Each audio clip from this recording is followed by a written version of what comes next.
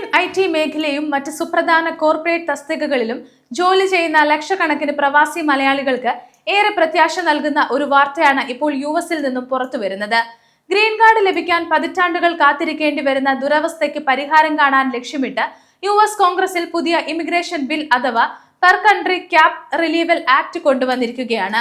നിലവിൽ ഒരു നൂറ്റാണ്ടോളം വരെ നീളുന്ന കാത്തിരിപ്പ് കാലയളവ് അഥവാ ഗ്രീൻ കാർഡ് ബാക്ക്ലോഗുകൾ ഇല്ലാതെയാക്കാൻ ഈ നിയമ ഭേദഗതിക്ക് സാധിക്കും. അമേരിക്കയിൽ H1B L1 വിസകളിൽ ജോലി ചെയ്യുന്ന ഇന്ത്യക്കാരുടെ ജീവിതത്തെ ഈ പുതിയ ബില്ല് എങ്ങനെ മാറ്റിമറിക്കുമെന്നും ഇതിലെ പ്രധാന നിയമവശങ്ങൾ എന്തൊക്കെയാണെന്നും നമുക്ക് വിശദമായി തന്നെ നോക്കാം. അമേരിക്കൻ ഇമിഗ്രേഷൻ നിയമപ്രകാരം ഓരോ വർഷവും ഏകദേശം 1,40,000 എംപ്ലോയ്മെന്റ് ബേസ്ഡ് ഗ്രീൻ കാർഡുകളാണ് വിതരണം ചെയ്യുന്നത്.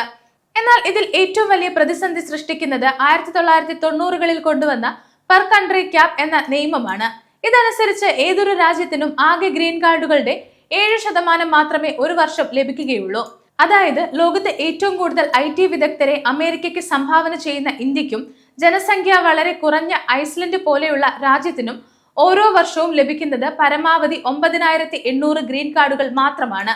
ഈ അശാസ്ത്രീയമായ നിയമം കാരണം നിലവിൽ EB2, EB3 കാറ്റഗറികളിൽ ഗ്രീൻ കാർഡ് ലഭിക്കാനായി അപേക്ഷിച്ച ഇന്ത്യക്കാർക്ക് തങ്ങളുടെ വിസ ലഭിക്കാൻ 30 മുതൽ 50 വർഷം വരെ കാത്തിരിക്കേണ്ടി വരുമെന്ന് റിപ്പോർട്ടുകൾ പറയുന്നുണ്ട്.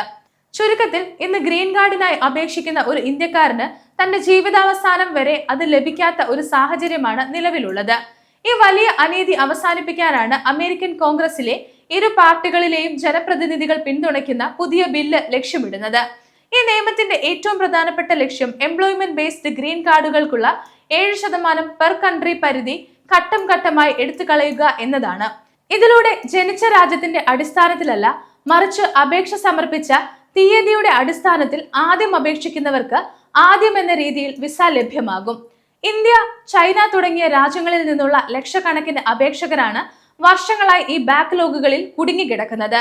ഈ നിയമം പ്രാബല്യത്തിൽ വരുന്നതോടെ ബാക്ക്ലോഗുകൾ അതിവേഗം കുറയുകയും കാത്തിരിപ്പ് കാലയളവ് ഗണ്യമായി കുറയുകയും ചെയ്യും. ഈ നിയമം അമേരിക്കയിലുള്ള പ്രവാസി മലയാളികളെ 4 പ്രധാന രീതിയിലാണ് സ്വാധീനിക്കാൻ പോകുന്നത്. ഒന്നാമതായി, തൊഴിൽ സ്വാതന്ത്ര്യം.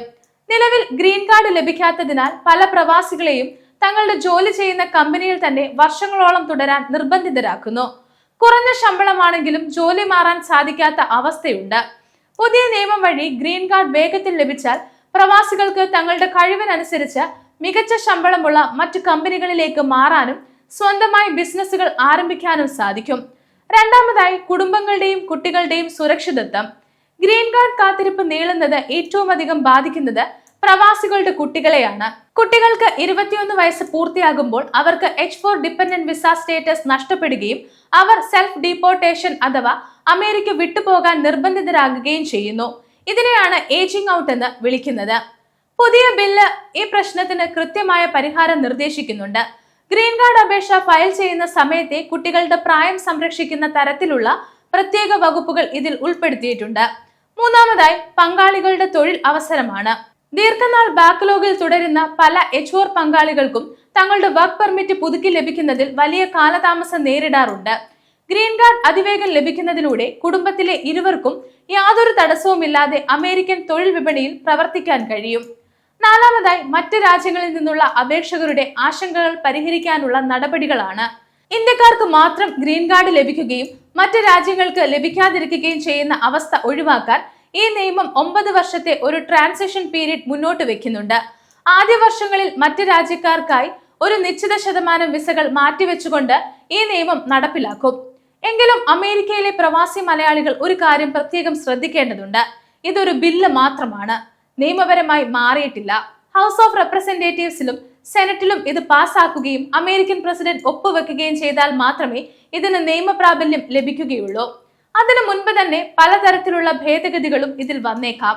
അതുകൊണ്ട് ഈ നിയമം പ്രാബല്യത്തിൽ വരുന്നത് വരെ പ്രവാസികൾ സ്വീകരിക്കേണ്ട ചില മുൻകരുതലുകൾ ഉണ്ട്. നിങ്ങളുടെ I-14 അപ്രൂവൽ നിലനിർത്തുക.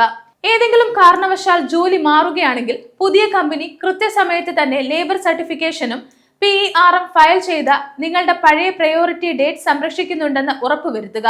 കൂടാതെ നിങ്ങളുടെയും കുടുംബാംഗങ്ങളുടെയും വിസ എക്സ്റ്റൻഷനുകൾ കൃത്യമായി ഫയൽ ചെയ്യാനും ശ്രദ്ധിക്കുക. ഇതേക്കുറിച്ചുള്ള നിങ്ങളുടെ അഭിപ്രായങ്ങളും സംശയങ്ങളും താഴെ കമന്റ് ബോക്സിൽ രേഖപ്പെടുത്തുക.